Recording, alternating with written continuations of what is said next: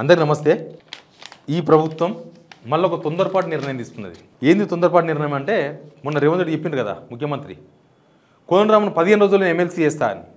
MLC అంటే ఏమనుకుండో వాళ్ళ ఇంటికాడ పని మనిషిని అనుకున్నారా? ఎమ్మెల్సీ అంటే మనం చేసేది అనుకున్నారా? దానికి ఒక చట్టము రాజ్యాంగం ఉండవా? ఆల్రెడీ కేసు కోర్టులో ఉంది. సెప్టెంబర్ 17కి హియరింగ్ ఉంది. ఏమైతే తెలియదు, ఇప్పటిదాకా వెకేట్ కాలేదు. కానీ మళ్ళీ కోదండరామ్ను మళ్ళీ బలి స్టార్ట్ అయింది. బలి దేవా అంటే ఈయనకు కోదండరామ్ బక్రాలాగా కనిపిస్తున్నాడు. కోదండరామ్ సార్ కోదండరామ్ను అజారుద్దీన్, అంతకుముందు ఆమీర్ ఖాన్ ఉండగా ఆయన తప్పించేసిండు. ఎందుకు తప్పించారో తెలియదు. అజారుద్దీన్ తీసుకొచ్చింది తెర మీదకి. ఇప్పుడు క్యాబినెట్ వీళ్ళిద్దరికీ ఎమ్మెల్సీ పదవులు ఇవ్వాలని గవర్నర్కి సిఫారసు చేసింది. అసలు ఏంటి తొందర, ఎందుకు తొందర బాలక అన్నట్టుంది. ఇది మాట్లాడదాం. మా వార్తలు మీకోసమే 90% అక్యురేట్ వార్తలే మీకు ఇస్తాం, దానికి మేము గ్యారంటీ. బట్ సబ్స్క్రైబ్ మాత్రం చేసుకోండి. మేము క్యూఆర్ కోడ్ పెట్టి డబ్బులు అడగం. మీ బాధలు కూడా మా కామెంట్ రూపంలో చెప్పండి, మేము అవి కూడా స్టడీ చేస్తాం. కాబట్టి సబ్స్క్రైబ్ చేసుకొని మర్చిపోవద్దు. మొన్ననే కదా సుప్రీంకోర్టు వీళ్ళ పదవులు ఓడిపికింది. కోదండరామ్ ఇంకొక అతను ఆమీర్ ఖాన్ ఇద్దరిది. అప్పుడు తొందరపడినరు. ఎందుకు ఓడిపికిందంటే వీళ్ళు తప్పు చేసారు. కోర్టులో ఉండగానే ఇష్యూ వీళ్ళకి ఎమ్మెల్సీలు చేసేసింది. పాపం కోదండరామ్ సార్ ఎందుకు ఇట్లా తయారైండో అర్థమైతలేదు. తెలంగాణ ఉద్యమం నడిపించిన మనిషి వీళ్ళ ట్రాప్లో ఎందుకు పడుతుండో అర్థమైతలేదు. వీళ్ళ తొందరపాటుకు ఏమైంది, ఎమ్మెల్సీ అయ్యిండు. తర్వాత ఉడిపిక్తే ఎంత అవమానం అది. సుప్రీంకోర్టు అది ఎవరో దాసోత్సవనో కేసీఆర్ తప్పించలేదు, సుప్రీంకోర్టు తప్పించింది. అన్యాయం జరిగిన వాళ్ళు పోతారు. కోర్టుకు పోయేది ఎందుకు? కోర్టులు ఉన్నది ఎందుకు? కోర్టులు ఉన్నదే అన్యాయం జరిగిన వాళ్ళు పోవడానికి. దాసోత్సవానికి అన్యాయం జరిగిందని పోయిండు, కోర్టు కొట్టేసింది. ఇక కోర్టు కొట్టేసింది. సెప్టెంబర్ 17కు మళ్ళీ విచారణ ఉంది దీనిపైన. అంటే ఇప్పటిదాకా ఇంకా ఈ సీట్లు వెకెట్ కాలే. కానీ మళ్ళీ అభ్యర్థి ప్రకటించారు, మళ్ళీ సిఫారసు చేసిండ్రు గవర్నర్కు. అసలు అంత తొందర ఎందుకు, అంత అర్జెంట్ ఏముంది? ఇప్పుడు కోదండరామ్ గారు ఎమ్మెల్సీ లేకపోతే తెలంగాణ మొత్తం నష్టపోతుందా ఏమన్నా? లేకపోతే ఇంకొక సీటు అజారుద్దీనో ఆమీర్ ఖానో కాకపోతే తెలంగాణ మొత్తం నాశనం అవుతుందా? ఎందుకు అనవసరంగా పరువు తీసుకుంటారు? పరువు తీస్తారు. కోదండరామ్ సార్ పరువు తీస్తారు, తెలంగాణ పరువు తీస్తారు, మీ పరువు మీరు తీసుకుంటారు. ఆగండి. సుప్రీంకోర్టు ఏం చెప్తుంది? ఇప్పుడు సబ్జుడిషియల్ ఉంది కదా, కోర్టులో ఉన్నప్పుడు నిర్ణయం తీసుకుంటారా? ఇదే రాజ్యాంగమా? ఇదే ప్రజాపాలన? కోర్టుతో మనకు సంబంధం లేదు. కోర్టులు గీట్లు మనకేం పనిచేయవా? రేవంత్ రెడ్డి గారే మొత్తం కోర్టు ఆయన్నే, సుప్రీంకోర్టు జడ్జి ఆయన్నే, హైకోర్టు జడ్జి ఆయన్నే, మొత్తం ఆయన్నేనా?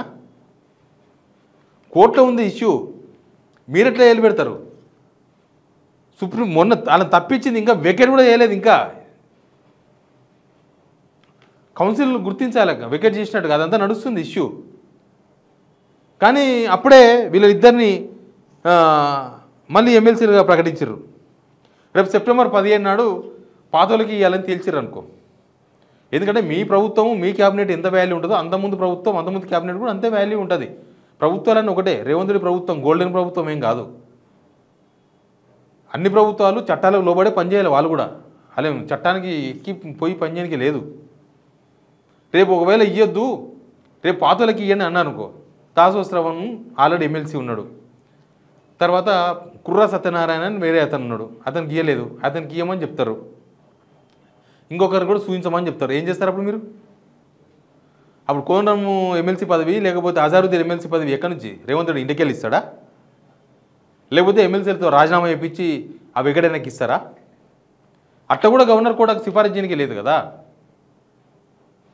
ఏ మాట ఇది? తొండాట కాదు, మొండాట కాదు. ఏ మాట ఇది? ఏమన్నా పిల్లలాటనా? రాజ్యాంగం అంటే పిల్లలాటనా? అసలు కోదండరామ్ సార్ని ఎందుకు, కోదండరామ్ సార్కి ఇవ్వాలంటే మంచిది. రేపు వెకెట్ అయినప్పుడు ఇవ్వండి, ఎమ్మెల్యే కోటా వస్తుంది. రేపు అన్నాడు వెకెట్ అవుతాయి, మీ ఎమ్మెల్యేలు పక్కా గెలిచే సీట్ ఉంటుంది, అవి ఇవ్వండి. ఏ కోర్టులు ఏలు పెట్టలేని సీట్ ఇవ్వండి కోదండరామ్ సార్ని గౌరవించాలంటే. కోదండరామ్ సార్ అవమానించడం అంటే తెలంగాణ ఉద్యమకాలను అవమానించడమే, తెలంగాణను అవమానించడమే. తెలంగాణతో ఆటలు ఎందుకు, గేమ్స్ ఎందుకో, ఏం చెప్పదలుచుకున్నారో అర్థమవుతలేదు. దీనిలో రేవంత్ రెడ్డి గారి దురుద్దేశం ఒకటి అర్థమవుతలేదు. దురుద్దేశం. రాజకీయాలు వేరు, చట్టాలు వేరు. రాజకీయాలు కూడా చట్టానికి లోబడే ఉండాలి. ఇక్కడ రేవంత్ రెడ్డి ఇజ్జత్ కూడా పోయింది నిజానికి కూడా.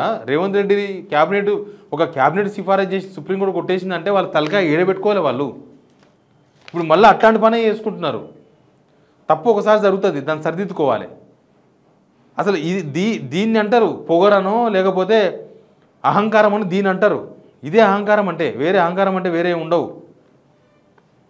ఇది అహంకారం, ఒక ప్రభుత్వానికి ఉండాల్సిన అహంకారం ఇది కాదు. అయితే ఏమైంది, సుప్రీంకోర్టు కొట్టేసింది, ఒకసారి పరువు పోయింది, మళ్ళీ పరువు పోవాలా? ఎన్నిసార్లు పోట్టుకుంటారు పరువు మీరు?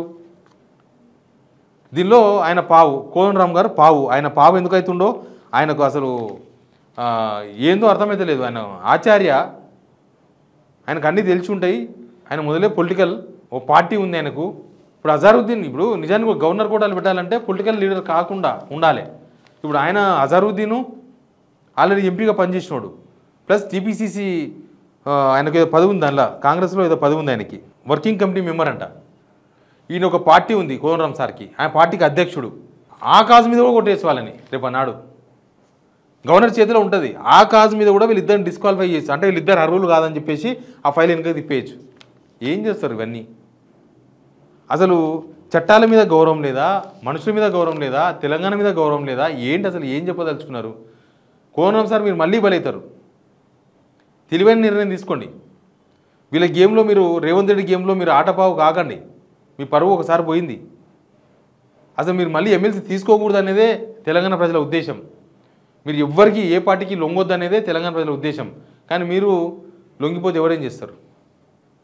ఎనీవే, మళ్ళీ ఒక తప్పు నిర్ణయం ఇది, 100కు 100% తప్పు నిర్ణయమే. ఎవరిని రాజ్యాంగం గురించి తెలిసిన వాళ్ళం కాదు, మామూలుని అడగండి చెప్తారు. కోర్టులో ఉన్నాగా, కోర్టులో ఉంది ఇది ఆల్రెడీ, కోర్టులో ఉన్నాగా మళ్ళీ నిర్ణయం తీసుకోవచ్చా? ఎన్నిసార్లు కోర్టులు మొట్టికాయలు వేస్తాయి. ఆల్రెడీ రేవంత్ రెడ్డికి ఒక విషయంలో, ఆ ఎమ్మెల్యేల డిస్క్వాలిఫికేషన్ విషయంలో ఎలక్షన్ రాదు ఏం రాదని చెప్పి అసెంబ్లీలో చెప్తే కోర్టు వివరణ అడిగింది రేవంత్ రెడ్డిని, ఏంది అసలు నీ తమాషా ఏంది, ఏం కథ అని అడిగితే ఈయన క్షమాపణలు అడిగిండు కోర్టును, సుప్రీంకోర్టును. ఇది కూడా సుప్రీంకోర్టు పరిధిలో ఉంది, హైకోర్టు కూడా కాదు. కనీసం హైకోర్టులో కూడా ఏలు పెట్టొద్దు. హైకోర్టు కూడా సబ్జుడిసే, జిల్లా కోర్టు కూడా సబ్జుడిసే ఉంటుంది. సుప్రీంకోర్టు నిర్ణయాలనే తప్పుపడుతుండే ఈయన. మరి ఈయన నమ్మకం ఏందో, ఈయన ఉద్దేశం ఏందో, అసలు దేనైనా మేనేజ్ చేయగలం ఉద్దేశమా? మేనేజ్ అయితే ఆ కోర్టులు.